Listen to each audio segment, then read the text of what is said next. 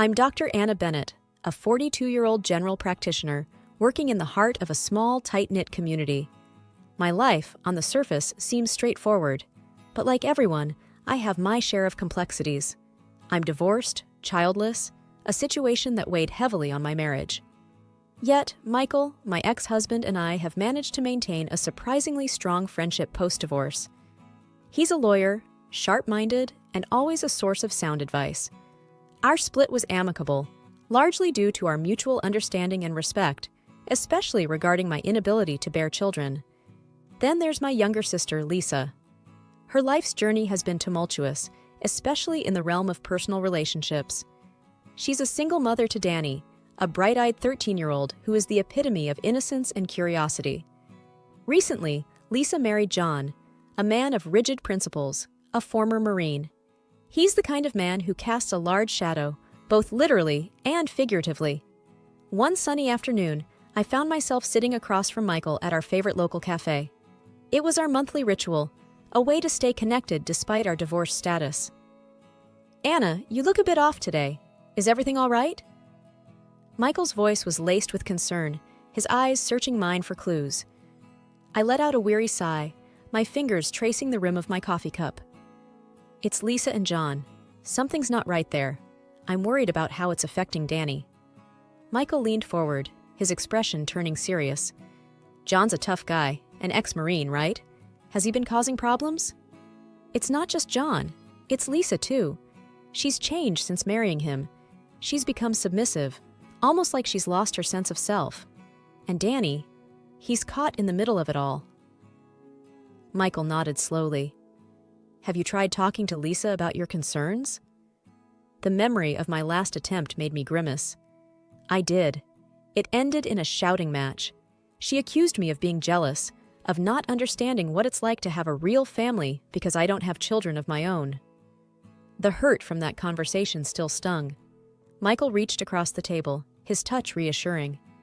"Anna, you're one of the most compassionate and caring people I know. Don't let Lisa's words get to you. She's probably just defensive." I gave a weak smile. "Thanks, Michael. I just wish I could do something for Danny. He's become so withdrawn lately." "Why don't you spend some time with him? Maybe he'll open up to you," Michael suggested. "That's a good idea. I'll try to talk to him this weekend." We spent a few more minutes chatting, mostly about Michael's latest cases and some of my challenging patients at the clinic. As we parted ways, my mind was already planning a visit to Lisa's place, hoping to find a way to reconnect with Danny. The drive to the clinic was a blur, my thoughts consumed with concern for my nephew. I knew all too well how family dynamics could impact a child, especially in a household where one parent's personality overshadowed the other's. I had seen it in my practice, the silent cries for help hidden behind the facades of normal family life. After my coffee with Michael, I decided it was time to have a serious talk with Lisa about her new life with John. It was a Saturday, and I figured a visit might be overdue. So, I drove to Lisa's house, rehearsing the conversation in my head. When I arrived, Lisa opened the door, a forced smile on her face. "Anna, what a surprise! Come in." The living room was tidy, almost too perfect. Danny was sitting on the couch, his eyes glued to a video game. "Hey, Danny," I greeted him. He just nodded without looking up. Lisa led me to the kitchen. "Coffee?" she offered. "Sure, thanks," I replied, sitting down at the kitchen table. The air was tense, and I knew this wasn't going to be easy. I took a deep breath. "Lisa, we need to talk. About John and how things are at home." Lisa stiffened, her back straightening. "What about John? He's a good husband." "It's just, you seem different, like you're not yourself. And Danny, he seems unhappy." Lisa's eyes flashed with anger. "You think you know better? Just because you're a doctor? You're not a mother, Anna. You don't understand." Her words stung, but I pressed on. "I'm worried about you, Lisa, and Danny. John seems to be, well, he's very controlling." "And what's wrong with that? He's a man. He knows how to run a household. You wouldn't understand, living alone, no husband, no kids." I felt my patience wearing thin. "Lisa, being alone doesn't mean I don't understand what a healthy relationship looks like. You're my sister. I care about you. Lisa slammed her coffee cup on the table. You think you're better than me? Because you're a doctor? Because you have your fancy friends and your ex-husband who's still in love with you? Lisa, that's not fair. I'm just concerned. You have no right to be concerned. Lisa stood up, her voice rising. You should leave. I don't want your concern here. I stood up, feeling a mix of anger and sadness. Fine, Lisa. I'll go. But remember, I'm here if you need me, for you and Danny. I walked out, hearing Lisa's frustrated sigh behind me. In the car, I took a moment to calm down. The conversation hadn't gone as I hoped, but it was clear now that things were worse than I thought. Lisa was in denial, and Danny was stuck in the middle of it all. I needed to figure out a way to help them, but for now, all I could do was hope Lisa would come around. As I drove away, I couldn't shake the feeling of helplessness. My sister, once so vibrant and independent, was now a shadow of her former self. And Danny, a kid who used to be full of laughter and energy, now seemed lost and withdrawn. I knew I had to keep an eye on them somehow. Despite Lisa's harsh words and the closed door between us, I couldn't just sit back and do nothing, especially when it came to Danny. I decided to reach out to him directly, but discreetly, to avoid causing more friction with Lisa. A few weeks after the confrontation with Lisa, I sent a text to Danny. Hey Danny, it's Aunt Anna, just checking in. How are you? I waited anxiously for a response, half expecting him not to reply, but then my phone buzzed. Hi Aunt Anna, I'm okay, I guess. Encouraged, I typed quickly. Are you sure? You can talk to me, about anything. There was a pause before he replied. Can't really talk. John's rules. My heart sank. Rules? Yeah, he's got a lot of rules. Mom follows them. Says it's for the best. I could feel the frustration building up inside me. Danny, do you want to meet up? Maybe grab some ice cream? Just you and me. It took a while before he responded. Maybe. I'll have to sneak out. Can't let Mom or John know. Okay, let's meet at the park, near the old oak tree. Tomorrow afternoon? Sure, Aunt Anna. The next day, I waited at the park, feeling a mix of nerves and determination. When Danny showed up, he looked around nervously before sitting down beside me. Aunt Anna, I can't stay long. John might find out. I nodded, keeping my voice low. I understand. Are you okay, Danny? You can tell me if you're not. Danny fidgeted, his eyes darting around. It's just, John's really strict. We have to do things his way. Mom says it's because he was in the military, but I don't know. It feels wrong. I reached out, putting my hand on his. You don't have to go through this alone, Danny. I'm here for you. He looked at me, his eyes filled with a mix of fear and relief. Thanks, Aunt Anna. I better go now, before they notice I'm gone. As he stood to leave, I felt a pang of worry. Be careful, Danny, and text me anytime, okay? He nodded and hurried off. I watched him go, my mind racing with concern. I had to do something, but what? Danny was in a tough spot, and I feared what might happen if John found out about our meeting. 3 months have passed, which were filled with work and household chores. Suddenly, I received a text from Danny that sent chills down my spine. Aunt Anna, can we meet? Near the school, please. I replied immediately. Of course, Danny. I'll be there as soon as I can. I found Danny waiting near his school, a place filled with childhood innocence, now a backdrop to something much more sinister. He looked different, thinner, with a haunted look in his eyes. Danny, what's going on? I asked, my voice filled with concern. Aunt Anna, I'm so hungry, he whispered, his voice barely above a breath. Shocked, I led him to a nearby diner. Order whatever you want, Danny. As he devoured the food, I noticed him wincing as he moved. Danny, are you hurt?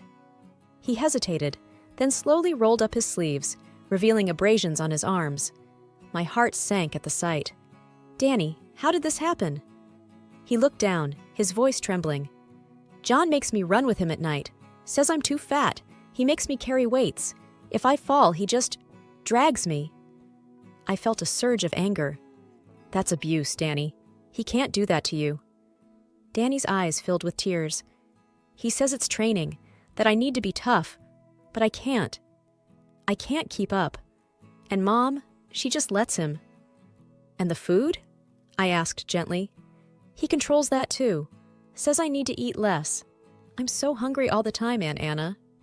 I reached across the table, taking his hands in mine. Listen to me, Danny. This is not okay. You don't deserve this. I'm going to help you, I promise. He nodded, a mix of fear and hope in his eyes. Please, Aunt Anna, I don't know what to do. After the diner, I drove him back to school, my mind racing with the gravity of what he had shared. I knew I had to act, to protect Danny from further harm, but I also knew I had to tread carefully. Confronting John directly could make things worse for Danny. As I watched Danny walk back to school, a determined resolve settled within me. I would do whatever it took to ensure his safety. This was no longer just a family matter. It was a child's well-being at stake. I knew I had to take action. But I also knew that confronting John or Lisa without solid proof would be futile. I needed evidence of the abuse. I began by doing some research on how to legally gather evidence. Then, with a heavy heart and a determined mind, I set out one evening to discreetly follow John and Danny on one of their so-called training sessions. Hiding in the shadows, I watched as John and Danny started their nightly run. Danny looked exhausted before they even began. I started recording on my phone, making sure to stay hidden. As they ran, John's harsh words cut through the quiet night. "Move it, Danny. You're so slow." Danny stumbled, his breath ragged. "I'm trying, John. I'm really tired." "Tired? You're just lazy. Pick up those weights and keep going." I felt a wave of anger watching John berate my nephew. I captured everything on my phone, the evidence of John's cruel treatment stacking up with every recorded minute. After a while, Danny collapsed, unable to run any further. John's reaction was immediate and harsh. He grabbed Danny by the arm, pulling him up roughly. "Get up! You're not quitting!" Danny winced in pain, tears streaming down his face. "Please, John, I can't." I had seen enough. I stopped recording and made my way back home, my mind racing. The video was damning, but I knew I needed more than just one incident to make a solid case. Over the next few nights, I continued to gather evidence, each video more disturbing than the last. Danny's suffering was palpable, and with each passing day, my resolve to put an end to this abuse grew stronger. Once I felt I had enough evidence, I called Michael. "Michael, it's Anna. I need your help. It's about Danny." "Anna? What's wrong? Is Danny okay?" "It's complicated. Can you come over? I have something important to show you." "Of course, I'll be right there." When Michael arrived, I showed him the videos. His expression turned from concern to shock to anger. "This is terrible, Anna. We need to do something about this immediately." "I know, but we need to be careful. We can't just barge in. We need a plan." Michael nodded. "Let's think this through. We need to protect Danny and build a case against John that's indisputable." We spent the rest of the evening strategizing, determined to find the best way to save Danny from his living nightmare. Armed with the evidence Michael and I had compiled, our plan was to confront Lisa and John. But fate had other plans. One evening, while secretly observing another of John's grueling training sessions with Danny, something went terribly wrong. It was a particularly brutal session. Danny was visibly struggling, his steps faltering under the weight he was carrying. John's voice was relentless, pushing him beyond his limits. "Move faster, Danny! You're not even trying!" John shouted. Danny's voice was weak, gasping for air. I can't, John. Please." I was filming from a distance, my heart pounding. Suddenly, Danny collapsed to the ground, motionless. Panic surged through me. I ran towards them, abandoning my hiding spot. "Danny!" I shouted as I approached. John looked up, surprised and angry. "What the hell are you doing here, Anna?" Ignoring him, I knelt beside Danny, checking his pulse. He was breathing, but unconscious. "He needs a doctor, John. Now!" John scoffed. "He's just acting. Get up, Danny!" I glared at John. "This is serious. He's not acting. I'm calling an ambulance." As I dialed emergency services, John hovered nearby, a mix of confusion and anger on his face. What did you do to him? I accused, my voice shaking. I was just training him. He needs to toughen up, John defended weakly. The ambulance arrived quickly, and the paramedics took over. As they loaded Danny onto a stretcher, one of them turned to me. Are you family? Yes, I'm his aunt, I replied, my voice tight with worry. We'll take him to the hospital. You can follow us in your car. I nodded, shooting John a look of pure fury before following the ambulance to the hospital. At the hospital, I was pacing the waiting room when Michael arrived. Anna, what happened? He asked, concern etched on his face. It's Danny. He collapsed. He was pushing him too hard, I explained, struggling to keep my emotions in check. We need to talk to the doctors, and we need to report this to the authorities, Michael said firmly. After what felt like an eternity, a doctor approached us. Are you Danny's family? Yes, I'm his aunt, and this is a family friend, I said, gesturing to Michael. The doctor nodded. Danny's stable, but he's very weak. He's showing signs of exhaustion and malnutrition. It's serious. Malnutrition. The word hit me like a punch. This was far worse than I had imagined. Can we see him? I asked, desperate to be by Danny's side. Yes, but only for a few minutes. He needs rest. As Michael and I entered Danny's room, I couldn't help but feel a wave of guilt. I should have acted sooner, but now there was no turning back. We had to protect Danny, no matter what it took. After the harrowing night at the hospital, Michael and I knew it was time to confront Lisa and John directly. The next day, we went to their house, my heart heavy with a mix of anger and dread. Lisa opened the door, surprise etched on her face. Anna? Michael? What are you doing here? We need to talk, Lisa. It's about Danny, I said, my voice firm. Lisa's expression changed to one of defensiveness. What about him? Let's sit down. This is serious, Michael interjected, his lawyer demeanor taking over. We sat in the living room, an air of tension enveloping us. John came in, his face a mask of annoyance. What's this about? He asked gruffly. It's about Danny, I started. He's in the hospital because of your training. You've been pushing him too hard. He collapsed. Lisa was crying silently. John's face hardened. He's just weak. He needs to toughen up. I couldn't contain my anger. Toughen up? You've been abusing him, John. He's malnourished and exhausted. Lisa looked between us, confusion and fear in her eyes. Abusing? John, tell me this isn't true. John snorted. This is nonsense. He's my stepson. I'm teaching him discipline. Michael leaned forward. Discipline? No, John. What you're doing is abuse. We've seen it, and we have evidence. Evidence? Lisa's voice was a whisper. I pulled out my phone and showed them the videos I had taken. Lisa's face went pale as she watched.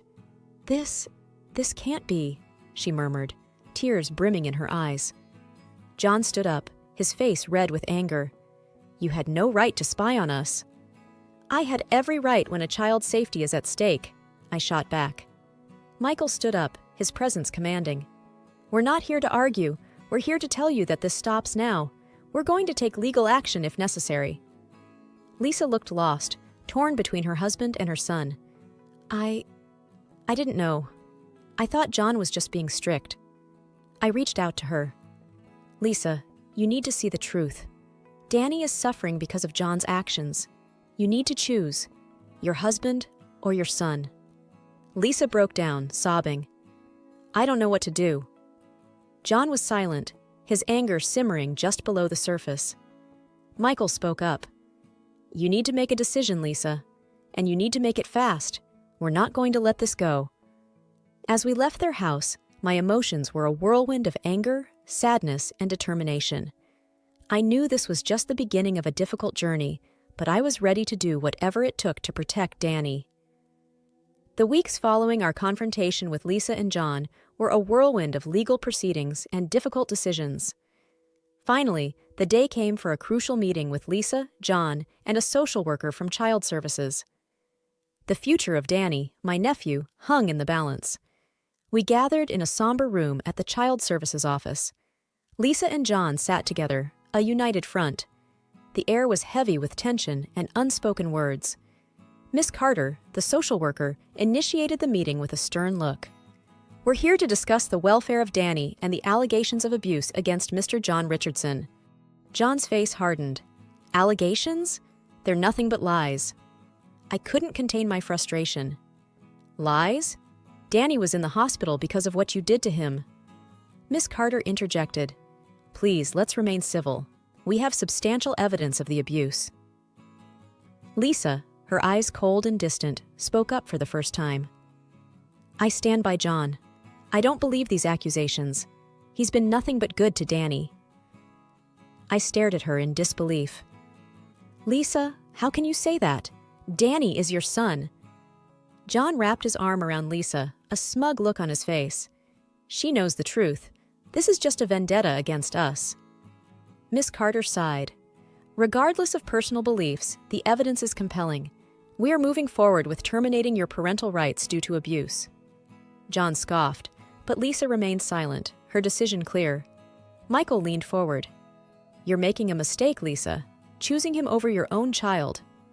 Lisa's response was chilling. "My husband is my priority. Danny will have to understand." The finality in her voice hit me like a wave. I realized then that Danny had been abandoned by his own mother for her husband.